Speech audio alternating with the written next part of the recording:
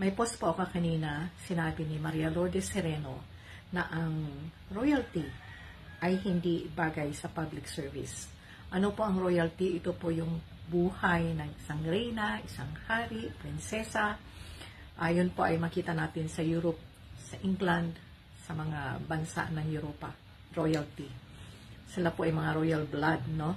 Ay hindi po yan bagay sa public service.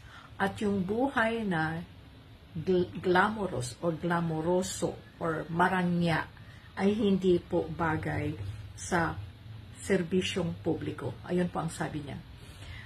At ito po ang masabi ko na ayan ang nangyayari sa Pilipinas. Kaya nagkaloko-loko tayo. Maraming ambisyoso.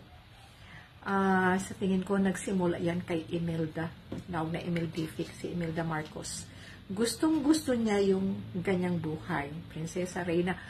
Gusto niya yung pagayahin yung England o yung mga royalty sa Europa. Hindi naman po tayo ganon. Hindi naman po tayo pwedeng gayahin mga yon. At kaya nga siguro si Marcos ay tumagal ng 18 years dahil ayaw na nga nilang umalis. Gusto nilang magiging reyna na at hari ng Pilipinas.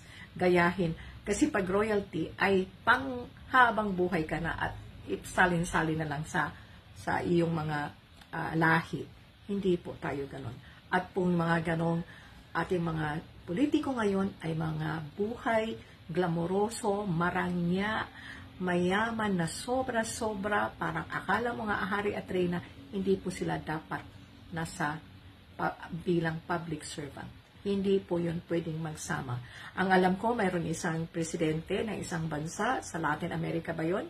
Natapos ang kanyang term, umuwi siyang mag-isa, nag-taxi o nag-bus sa kanila, walang kadala-dala. Ayun po ang isang public